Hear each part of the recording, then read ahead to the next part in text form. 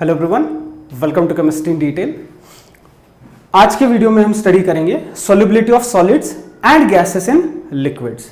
मतलब लिक्विड यहां पर सॉल्वेंट का काम करेगा, सोल्यूट का काम करेंगे या तो सॉलिड या फिर gases.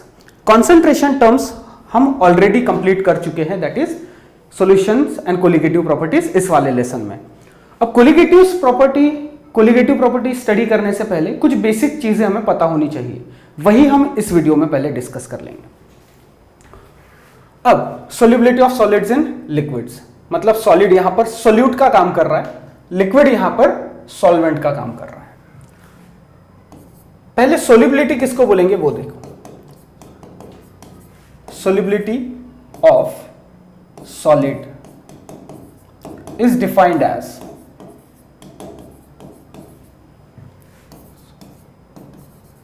the amount of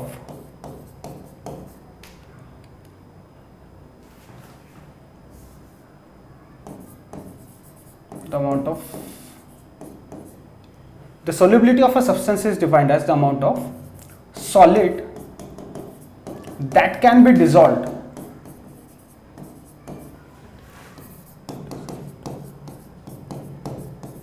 in 100 gram of solvent to form saturated solution.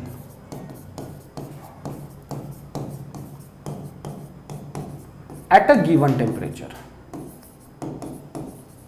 मतलब टेम्परेचर हमको डिफाइन करना होगा, किस टेम्परेचर पे कौन सी चीज कितनी सोल्यूबल है। Solubility of a substance is defined as the amount of solid that can be dissolved in 100 gram of solvent to form saturated solution at given temperature. तो सैचुरेटेड सॉल्यूशन क्या है ये आपको पता होना चाहिए। पहले हम देखेंगे अनसैचुरेटेड सॉल्यूशन मतलब क्या, फिर देखेंगे सैचुरेटेड सॉल्यूशन और फिर देखेंगे सुपर सैचुरेटेड सॉल्यूशन। अब ये ऑलरेडी पहले वीडियो में हमने देखा था, हो सकता है आप भूल गए होंगे तो मैं दोबारा बता दूं। 1 गिलास पानी लेंगे, उसमें 1 चम्मच शक्कर डालेंगे, शक्कर घुल जाएगी। 2 चम्मच डालेंगे, शक्कर घुल जाएगी। तीसरा चम्मच डालेंगे, शक्कर को स्टर करेंगे, घुल जाएगी, मतलब डिसॉल्व हो जाएगी। हो सकता है 7वें या 8वें चम्मच की शक्कर पानी में डिसॉल्व ना हो। तो जब हम ज्यादा शक्कर या ज्यादा सोल्यूट उसमें डिसॉल्व कर सकते थे, गिवन अमाउंट ऑफ सॉल्वेंट में हम कोई भी सोल्यूट अगर डिसॉल्व कर सकते थे, इसका मतलब वो सॉल्यूशन अनसैचुरेटेड सॉल्यूशन था, मतलब उसमें और भी हम सोल्यूट डिसॉल्व कर सकते हैं। एक पॉइंट के बाद में सोल्यूट डिसॉल्व नहीं होगा, तो जिस पॉइंट के बाद में सोल्यूट डिसॉल्व नहीं होगा उस पॉइंट को हम बोलेंगे सैचुरेटेड पॉइंट या सैचुरेशन पॉइंट। उससे ज्यादा सोल्यूट सॉल्वेंट डिसॉल्व नहीं कर सकता। तो unsaturated solution, the solution in which more amount of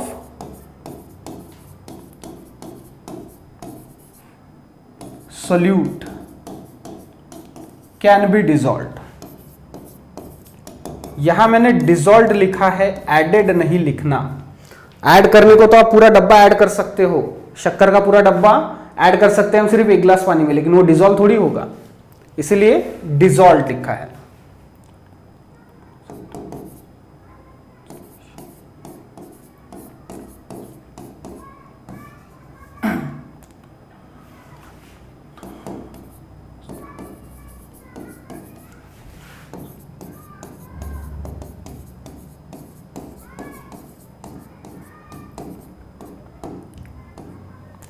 The solution in which more amount of solute can be dissolved in solution, such solution is called unsaturated solution। तो saturated solution मतलब क्या, ऐसा solution जिसमें हम और ज्यादा solute dissolve नहीं कर सकते।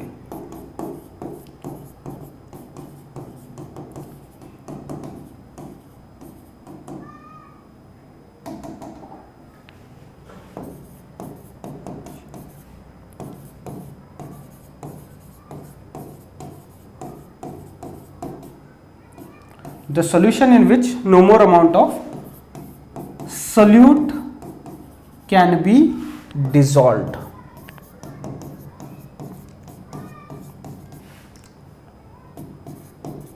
Such solution is called saturated solution.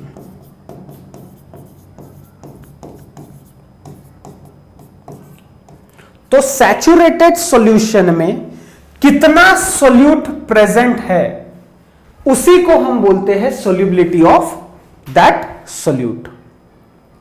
पहले हम देख रहे हैं solubility of solids in liquids. ये पार्ट कंप्लीट हुआ कि हम देखेंगे solubility of gases in liquids. Unsaturated solution जिसमें हम शुगर या सोल्यूट डिसॉल्व कर सकते हैं, जिसमें उम्मीद है, होप है, स्कोप है कि वहां पर सोल्यूट और भी ज्यादा मात्रा में डिसॉल्व हो सकता है। ऐसा सॉल्यूशन जिसमें अब ज्यादा सोल्यूट डिसॉल्व नहीं हो सकता, हो गया, उस सॉल्वेंट की कैपेसिटी खत्म हो गई सोल्यूट को डिसॉल्व करने की, ऐसे सॉल्यूशन को हम बोलेंगे सैचुरेटेड सॉल्यूशन। और सैचुरेटेड सॉल्यूशन में भी अगर हम शक्कर डालेंगे या सैचुरेटेड सॉल्यूशन में सोल्यूट डालेंगे तो हम कितना भी उसको स्टर करें वो डिसॉल्व नहीं होगा। तो ऐसे सॉल्यूशन को हम बोलेंगे super saturated solution. Super saturated solution में एक्स्ट्रा का जो सोल्यूट है वो डिसॉल्व नहीं होता, वो सिर्फ प्रेजेंट है, वहां पर डिसॉल्व नहीं होगा। चलिए,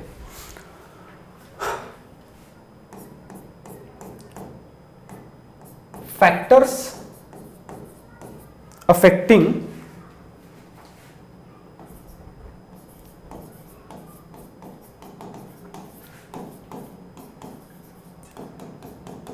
solubilities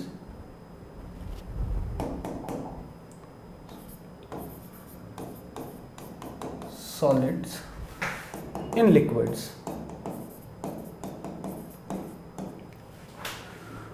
तो कौन से फैक्टर्स हैं जो कम ज्यादा अगर रहेंगे तो सोल्यूबिलिटी भी कम ज्यादा होगी।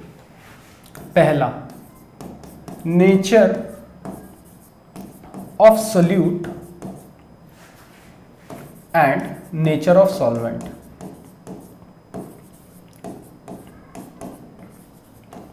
Nature of solute and nature of solvent, ये पहला फैक्टर हो गया।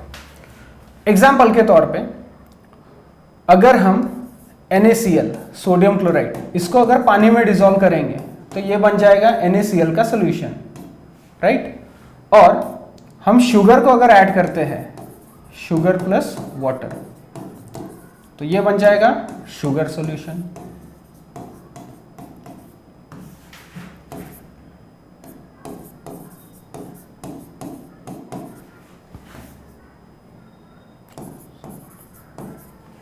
Salt plus water salt solution, sugar plus water sugar solution. यहां पर सॉल्वेंट का काम कौन कर रहा है? वाटर। तो water it is a polar solvent.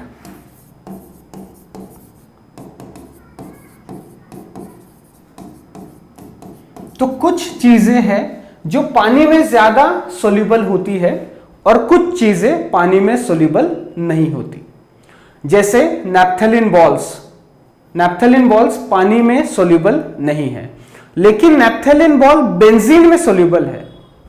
Benzene का फॉर्मूला C6H6। इसमें नैप्थेलिन बॉल डिसॉल्व हो जाते हैं, सोल्यूबल है, लेकिन वाटर में सोल्यूबल नहीं है। अब सॉल्ट भी सोल्यूबल है, शुगर भी सोल्यूबल है, उसमें भी सॉल्ट जो है वो आयोनिक कंपाउंड है और शुगर कोवैलेंट कंपाउंड है। तो कोवैलेंट कंपाउंड के कंपैरिजन में आयोनिक कंपाउंड ज्यादा सोल्यूबल है। तो solubility of salt in water is 5.3 मोल पर लीटर। 5.3 नंबर ऑफ मोल्स एक लीटर में डिसॉल्व है, किसके? सॉल्ट के। And solubility of sugar in water is 3.8 मोल पर लीटर। ओके, एक ही लीटर में सॉल्ट कितना डिसॉल्व कितने मोल ऑफ सॉल्ट डिजॉल्व हो सकते हैं? 5.3 मोल्स। लेकिन शुगर के कितने मोल डिजॉल्व हो सकते हैं? 3.8। ऐसा क्यों? तो उसका रीजन ये है कि आयोनिक कंपाउंड में जैसे Na पॉजिटिव Cl निगेटिव, तो Cl निगेटिव के अराउंड में वाटर मॉलिक्यूल अपना जो पॉजिटिव टर्मिनल है वो उसकी तरफ करेगा। तो ये डायग्राम मैं आपको अगले स्लाइड पे एक्सप्लेन करता हूं, तब तक के लिए आप सिर्फ इसका स्क्रीनशॉट पहले लेकर रख दो।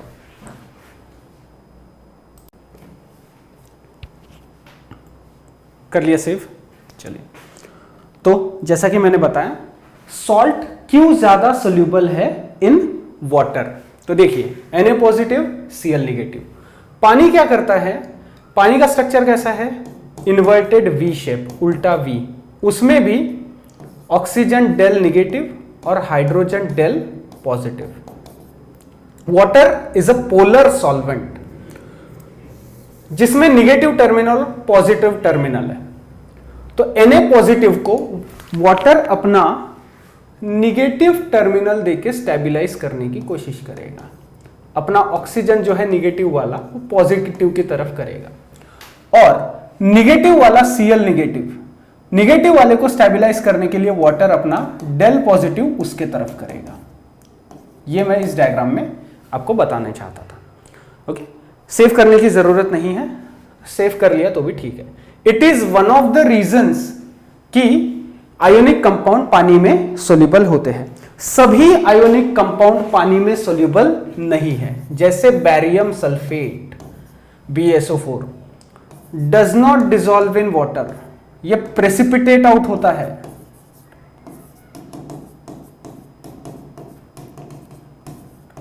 रूम टेम्परेचर पे बैरियम सल्फेट पानी में डिसॉल्व नहीं होता, तो अब वो भी तो आयोनिक कंपाउंड है, फिर पानी में डिसॉल्व क्यों नहीं होता? तो वो सॉलिड्स जिनके intermolecular forces of attraction similar है to that of intermolecular forces of water. पानी में नमक डिसॉल्व होता है, पानी में पत्थर डिसॉल्व नहीं हो सकता, क्योंकि पत्थर के इंटरमोलिकुलर फोर्सेस ऑफ अट्रैक्शन बहुत ज्यादा स्ट्रॉन्ग है कंपेयर टू दैट ऑफ पानी। तो solute can only dissolve in water when its intermolecular forces are similar to water। जिनके intermolecular forces of attraction similar है, पानी के जैसे है, वही सॉलिड्स, वही सोल्यूट या फिर वही सॉलिड्स डिसॉल्व हो सकते हैं। ये एक पॉइंट। दूसरा फैक्टर है टेम्परेचर, कि टेम्परेचर ज्यादा तो सोल्यूबिलिटी ज्यादा या फिर कम। तो इसमें हमको 3 केसेस देखने हैं। पहला केस, टेम्परेचर बढ़ाओ सोल्यूबिलिटी बढ़ेगी। दूसरा केस, टेम्परेचर बढ़ा कि सोल्यूबिलिटी कम होती है। और तीसरा केस, पहले जब टेम्परेचर बढ़ाएंगे तो सोल्यूबिलिटी बढ़ेगी, एक टेम्परेचर की लिमिट तक सोल्यूबिलिटी बढ़ती है, उसके बाद में सोल्यूबिलिटी कम होते जाती है। तो 3 देखना है। पहला वाला, सॉलिड्स whose solubility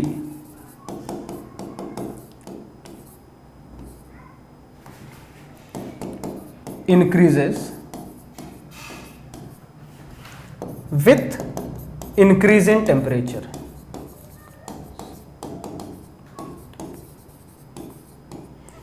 इसके लिए एग्जाम्पल के तौर पे हम लेंगे NaCl, KCl, sodium chloride, potassium chloride, ammonium chloride, NH4Cl, और भी AgNO3, सिल्वर नाइट्रेट। ये ऐसे कुछ सॉलिड्स है, आयोनिक कंपाउंड्स, कि जिनको पानी में डुबाएंगे और बाहर से गर्म करेंगे, जितना टेम्परेचर बढ़ेगा उतना इनकी सोल्यूबिलिटी भी बढ़ेगी। तो solute plus solvent plus heat, okay, increases solubility.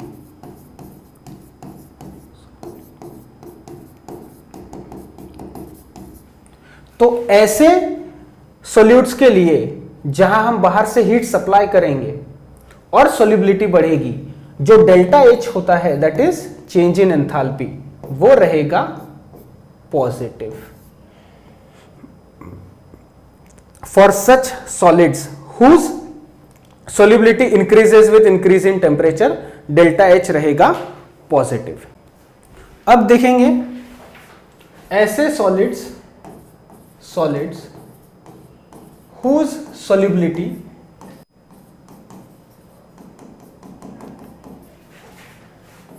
decreases with increase in temperature,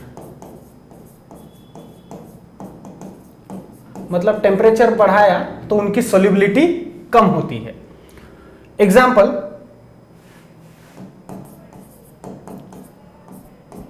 Li2SO4, lithium sulphate,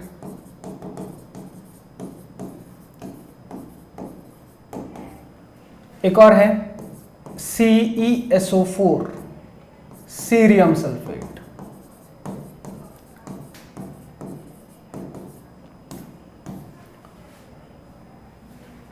ऐसे सॉलिड्स के लिए सोल्यूट प्लस सॉल्वेंट तो क्या बनता है? सॉल्यूशन प्लस हीट, मतलब सोल्यूट प्लस सॉल्वेंट सॉल्यूशन बन रहा है और हीट रिलीज हो रही है। इसका मतलब delta H is equals to negative. ऐसे सॉलिड्स जिनकी सोल्यूबिलिटी कम होती है, टेम्परेचर बढ़ाते हैं, तब उनके लिए डेल्टा एच होगा निगेटिव। अब उसका रीजन समझो। सोल्यूट सॉल्वेंट में जा रहा है और क्या हो रहा है? खुद की हीट बाहर दे रहा है। सोल्यूट खुद की हीट बाहर दे रहा है। अब जितने अमाउंट ऑफ हीट बाहर दिया और हम बाहर से हीट सप्लाई कर रहे हैं, मतलब वो क्या करेंगे? सॉल्यूशन हीट एब्जॉर्ब करेगा, मतलब सोल्यूबिलिटी कम होगी। आपने देखा होगा ना, जब कोई बॉन्ड बनता है तो बॉन्ड बनता है तो हीट रिलीज होती है, हीट रिलीज होती है। उतने ही अमाउंट की हीट सप्लाई करो तो बॉन्ड टूटेगा। Similarly solute plus solvent, heat बाहर निकल रही है, वो खुद की हीट बाहर देना चाहता है सिस्टम, और हम बाहर से हीट सप्लाई कर रहे हैं, तो टेम्परेचर बढ़ाएंगे तो सोल्यूबिलिटी कम होगी। फिर तीसरा, सॉल्यूट्स या फिर सॉलिड्स, भी हम सॉलिड्स की बात कर रहे हैं ना, solids which show irregular behaviour,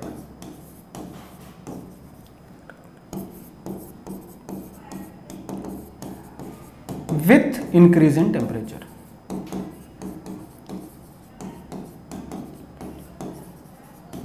in such cases क्या होता है? पहले सोल्यूबिलिटी बढ़ती है जब टेम्परेचर बढ़ाते हैं। एक लिमिट के टेम्परेचर तक सोल्यूबिलिटी बढ़ती है, उसके बाद में टेम्परेचर बढ़ाया तो घटती जाती है।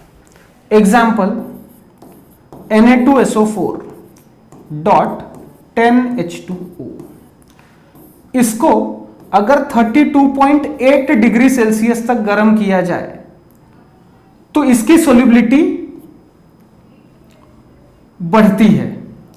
इस टेम्परेचर तक ये पानी में ज्यादा डिसॉल्व होगा और उस टेम्परेचर के बाद में कम डिसॉल्व होगा। और एक और चीज होती है, सोडियम सल्फेट डेकाहाइड्रेट, यहां वाटर ऑफ क्रिस्टलाइजेशन की संख्या है 10, यहां वाटर ऑफ क्रिस्टलाइजेशन की संख्या है 0। सोडियम सल्फेट डेकाहाइड्रेट,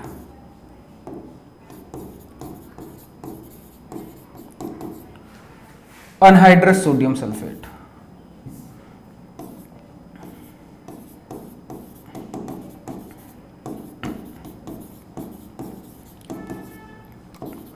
अनहाइड्रस वाला, ये ऐसा एक ही कंपाउंड नहीं है। इसका एक और एग्जांपल ले सकते हैं, FeSO4 डॉट 7H2, इसको 64 डिग्री तक गर्म करो, सोल्युबिलिटी बढ़ेगी, उसके बाद में सोल्युबिलिटी कम होती है। FeSO4.7H2 उस टेम्परेचर के बाद में वो FeSO4 थ्राइस H2O में कन्वर्ट हो जाता है। ओके, तो ये हमने 3 केसेस देखे। पहला देखा nature of solute and nature of solvent कैसा होना चाहिए। पोलर सॉल्वेंट में आयोनिक कंपाउंड आसानी से डिसॉल्व हो जाते हैं, और जो डिसॉल्व नहीं होते फिर उसका रीजन हमने ये देखा कि अगर intermolecular forces of attraction solute और सॉल्वेंट दोनों के सिमिलर है तो ही वो सॉलिड उसमें डिसॉल्व होगा। फिर आयोनिक कंपाउंड अगर जो पानी में डिसॉल्व होते हैं वो किस तरीके से स्टेबलाइज होते हैं वो भी देखा। Non polar compound non polar solvent में डिसॉल्व होता है, जैसे नमक पानी में डिसॉल्व होता है तो नमक बेंजीन में डिसॉल्व नहीं होता। नैप्थलीन बेंजीन में डिसॉल्व होता है लेकिन नैप्थलीन पानी में डिसॉल्व नहीं होता। तो nature of solute and solvent मायने रखता है। फिर दूसरा फैक्टर टेम्परेचर, टेम्परेचर ज्यादा सोल्युबिलिटी ज्यादा, टेम्परेचर ज्यादा सोल्युबिलिटी कम। और फिर तीसरा इरेगुलर बिहेवियर, पहले टेम्परेचर बढ़ाओ सोल्युबिलिटी बढ़ेगी, टेम्परेचर कम करो सोल्युबिलिटी कम होगी। चौथा फैक्टर है प्रेशर, लेकिन प्रेशर ज्यादा इफेक्ट नहीं करता on solubility of solids in liquids. मतलब 1 एटमॉस्फेरिक प्रेशर अभी जो नॉर्मल कंडीशन में होगा वो 1 एटमॉस्फेरिक प्रेशर को जब 500 गुना बढ़ाएंगे तब सोल्युबिलिटी मात्र 2.3% से बढ़ेगी। तो प्रेशर को 500 गुना बढ़ाएंगे तो 2.3% से सोल्युबिलिटी बढ़ेगी सॉलिड की। तो pressure does not play that important role in defining the solubility of solids in liquids. वो अगले स्लाइड में मैं आपको लिखा के दे दूंगा, पहले इसको सेव करो। हो गया। ये वाला जो है solute plus solvent plus heat, इसमें एक्चुअल में होता क्या है, हीट अगर हम बाहर से सप्लाई ना भी करें तो सिस्टम बाहर से हीट थोड़ी सी एब्जॉर्ब कर लेता है डिसोल्यूशन की प्रोसेस के लिए। अब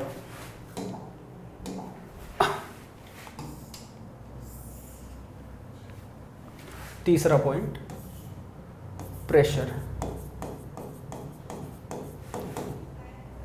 pressure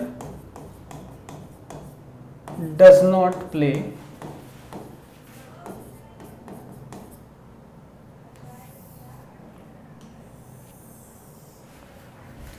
that significant role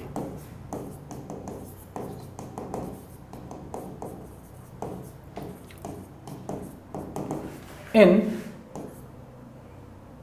solubility of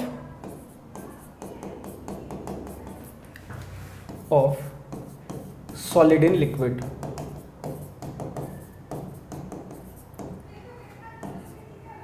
Increase of pressure by 500 times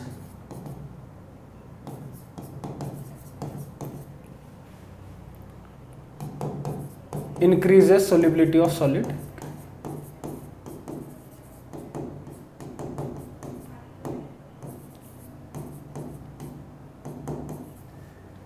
by 2.3% only. अब हम देखेंगे क्या बोलते हैं, सोल्युबिलिटी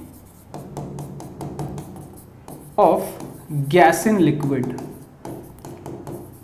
मतलब लिक्विड यहां सॉल्वेंट का काम कर रहा है और गैस यहां पर सोल्यूट का काम करेगी। जैसे अगर हम HCl गैस है, इसको अगर हम वाटर में ऐड करते हैं तो ये बन जाएगा HCl सॉल्यूशन। NH3 अमोनिया, इसको पानी में डालेंगे तो ये बन जाएगा NH4Cl, NH4OH sorry, ammonium hydroxide. हम पहला पॉइंट देख रहे हैं यहां पर, that is nature of gas and nature of solvent. Solvent हमने यहां पर लिया है वाटर, O2 + H2O, ये भी डिसॉल्व होगा। नाइट्रोजन या फिर नाइट्रोजन पकड़ लीजिए, हाइड्रोजन पकड़ लीजिए, नाइट्रोजन प्लस H2O, ये भी डिसॉल्व होता है, सभी चीजें डिसॉल्व होती हैं। तो HCl और NH3 ये ज्यादा डिसॉल्व होंगे पानी में compare to that of oxygen and nitrogen. उसका रीजन ये है, HCl पानी के साथ रिएक्ट होता है,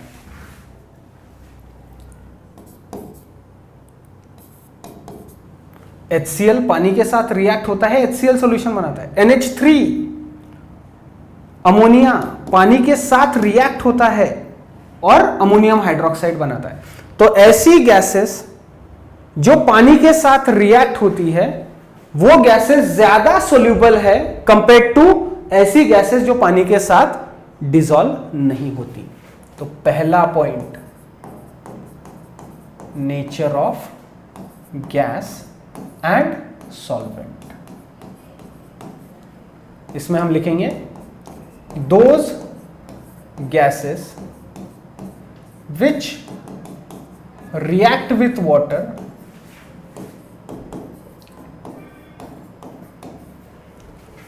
are more soluble in water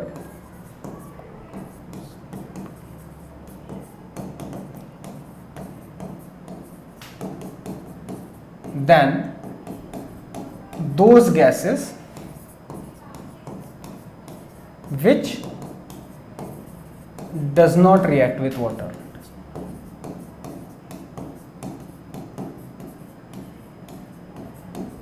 right?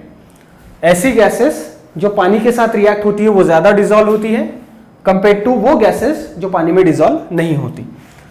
उसके बावजूद भी कार्बन डाइऑक्साइड, ऑक्सीजन, ऑक्सीजन जो पानी में डिसॉल्व होता है वो सफिशिएंट है मरीन लाइफ के लिए, मतलब जो मछलियां और जो प्लांट्स पानी में रहते हैं वो सफिशिएंट है उनके सर्वाइवल के लिए। बावजूद इसके कि ऑक्सीजन कम मतलब डिसॉल्व होता है।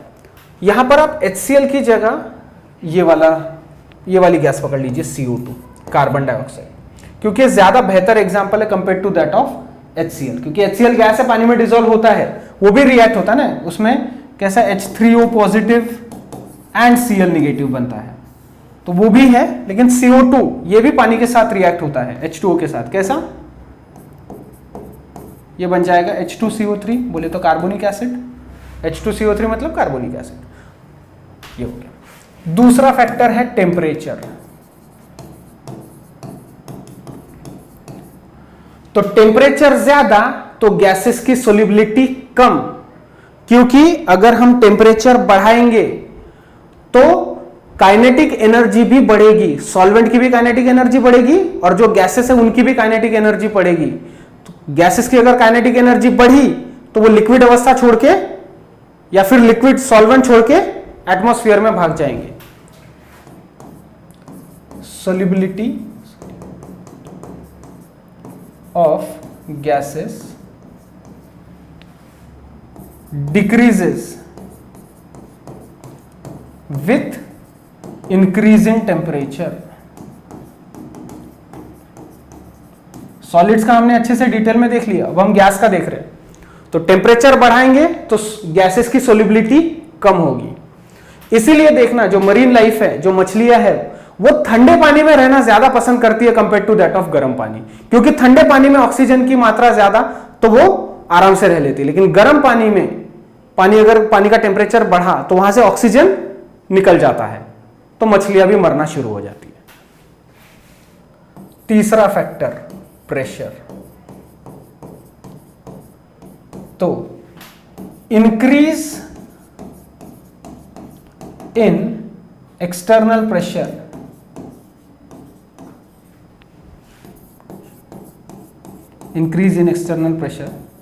above the gases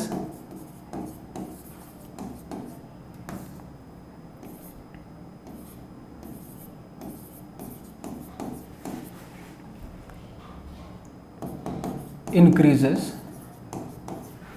the solubility of gas। मतलब प्रेशर ज्यादा तो सोल्युबिलिटी ज्यादा। ठीक है, अब इसको मैं एक्सप्लेन करूंगा अगली डायग्राम के साथ में। ये देखिए, मान लीजिए ये एक कंटेनर है जो कि दिख रहा है आपको, वहां पर वाटर है और उसके ऊपर कुछ गैस के पार्टिकल्स है और उसके ऊपर पिस्टन रखा हुआ है हमने, ढक्कन। उस ढक्कन को या उस पिस्टन को अगर हम नीचे लेकर आएंगे, यहां तक लेकर आ गए, तो पहले गैसेस के पार्टिकल्स को भागने के लिए जगह ज्यादा थी, अब पिस्टन को ऊपर से नीचे लेकर आए तो गैसेस को भागने के लिए जगह है कम, ठीक है। और अगर नीचे लेकर आएंगे तो और भी जगह हो जाएगी कम। तो जब प्रेशर बढ़ाएंगे तो गैसेस के पार्टिकल्स लिक्विड के सरफेस से भी टकराएंगे, और जब वो लिक्विड के सरफेस से टकराएंगे तब वो पानी में भी डिसॉल्व ज्यादा होंगे। तो देखिए, एक्सटर्नल प्रेशर अगर बढ़ाएंगे, बाहर से प्रेशर बढ़ाएंगे तो गैस के ऊपर प्रेशर बढ़ेगा, मतलब गैस का भी प्रेशर बढ़ेगा। हम बाहर से प्रेशर लगा रहे हैं, गैस लिक्विड के सरफेस के ऊपर प्रेशर लगा रही है, तो प्रेशर ज्यादा तो सोल्युबिलिटी ज्यादा, जो मैं आपको अभी हेनरीज लॉ में इसी वीडियो में एक्सप्लेन करूंगा। पहले आप इसको सेव कर लो, फिर मैं हेनरीज लॉ आपको एक्सप्लेन करता हूं।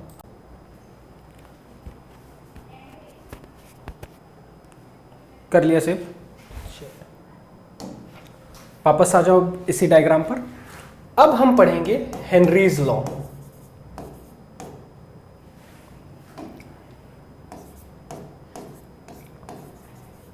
और हेनरीज लॉ डील करता है कि कितनी गैस सोल्यूबल होगी सॉल्वेंट में जब प्रेशर कम ज्यादा होगा तब। तो जो गैस पानी के अंदर डिसॉल्व है उसको हम सोल्यूबिलिटी ऑफ गैस बोल सकते हैं, मास ऑफ गैस बोल सकते हैं जो डिसॉल्व हो रही है, अमाउंट ऑफ गैस कितनी डिसॉल्व हो रही है।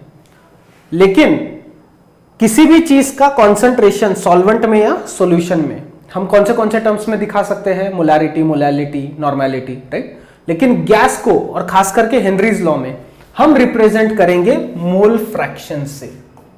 So the mole fraction of gas that is dissolved in solvent at a given temperature, या फिर per liter of solvent, per liter of solvent at given temperature is directly proportional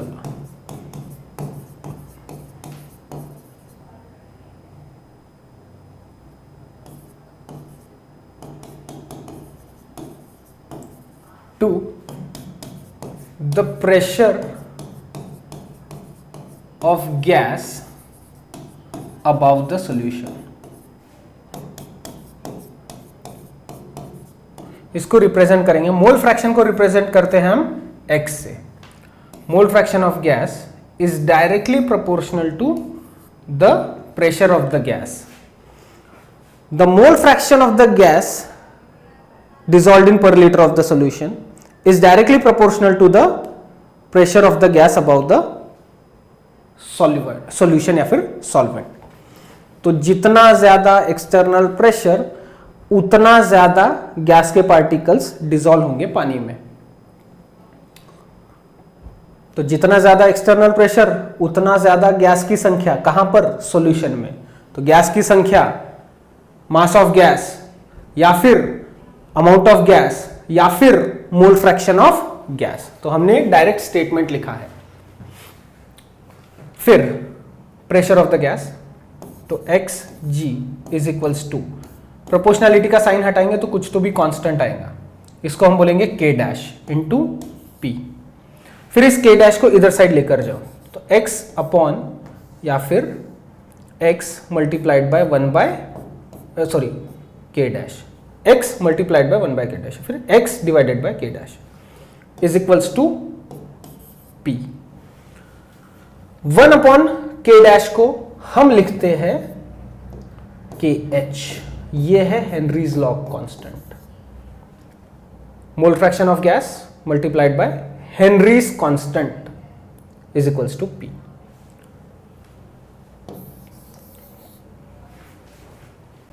एक और तरीके से हम कैसे लिख सकते हैं हेनरीज लॉ को, पार्शियल प्रेशर, ये P is equals to K H into X आ गया ना, partial pressure of gas about the solution, about the solution is directly proportional to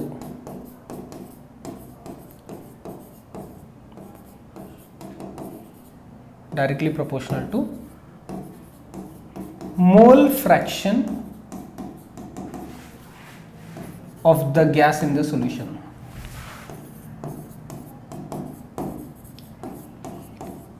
ठीक है, तो आपको एक चीज ध्यान में रखनी पड़ेगी कि KH अगर कम ज्यादा तो सोल्युबिलिटी ऑफ गैस कम ज्यादा। एक बात ध्यान में रखिए, K का मतलब यहां पर KH का मतलब क्या है, 1/K डैश, 1/K डैश को हमने KH लिखा है। इसका मतलब अगर KH की वैल्यू ज्यादा तो solubility come.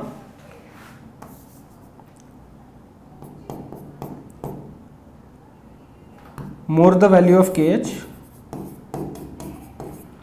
More the value of KH, lesser the solubility of gas।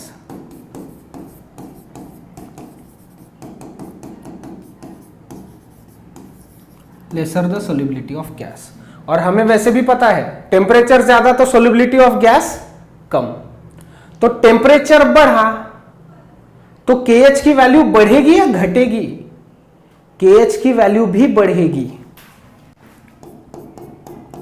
with increase in temperature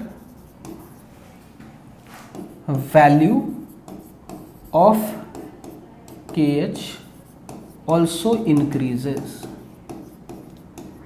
temperature ज्यादा तो KH की वैल्यू ज्यादा, और KH की वैल्यू ज्यादा तो solubility come. More the value of KH lesser the solubility of the gas. तो Henry's law कब तक वैलिड होता है यह मैं आपको अगली स्लाइड में एक्सप्लेन करूंगा और हम वीडियो को खत्म कर देंगे। ठीक है, इसको सेव कर लो, पहले कर लिया सेव। चलिए एक और पॉइंट लिखेंगे, value of KH, the value of KH depends upon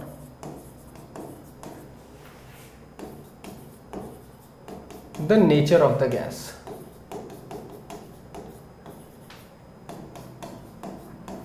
इसका मतलब जिन गैसेस की KH की वैल्यू ज्यादा उनकी सोल्युबिलिटी कम, और ऐसी गैसेस जिनकी KH की वैल्यू कम उनकी सोल्युबिलिटी ज्यादा।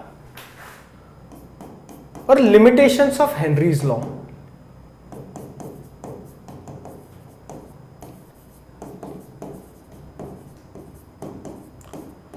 हेनरीज लॉ कब काम में आता है, तो Henry's law is applicable when pressure should be low, when pressure is low। At high pressure law becomes less accurate।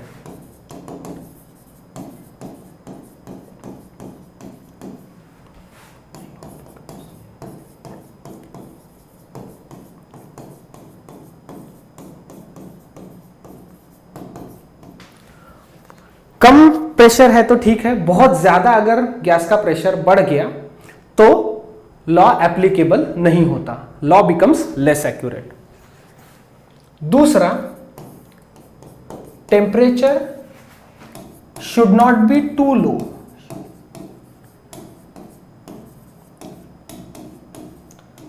एकदम हाई प्रेशर पे लॉ कम एक्यूरेट है, एकदम कम टेम्परेचर पे लॉ कम एप्लीकेबल है। तीसरा, gas should not be too soluble, gas की सोल्यूबिलिटी बहुत ज्यादा नहीं होनी चाहिए। और चौथा और last, gas should not react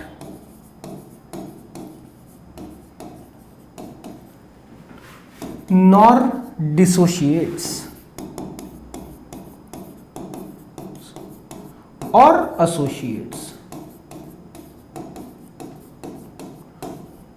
when dissolved in water, when dissolved in solvent, when dissolved in solvents। ये चार चीजें अगर फॉलो होती हैं तो ही हेनरी लॉ काम करता है। हेनरीज लॉ का फर्दर एक्सटेंशन होता है राउल्स लॉ, फर्दर मॉडिफाइड, वो राउल्स लॉ में हम पढ़ेंगे। अब हेनरीज लॉ से रिलेटेड एक दो न्यूमेरिकल्स एंड उसका थ्योरेटिकल एप्लीकेशन क्या है वो हम अगले वीडियो में देखेंगे। ड्यू टू सम रीजंस ये वीडियो में हम वो चीजें कवर नहीं कर पाए। तो यहां पर हेनरीज लॉ कंप्लीट होता है, न्यूमेरिकल भी एक दो ही रहेंगे और बहुत सिंपल रहते हैं। थ्योरेटिकल एप्लीकेशन भी बहुत सिंपल है, वो बस मुझे लिख कर रखना है और आपको एक्सप्लेन करना है। उससे रिलेटेड क्वेश्चन एग्जाम में शायद ही आए जो अगले वीडियो में देखेंगे, न्यूमेरिकल बस आ सकता है।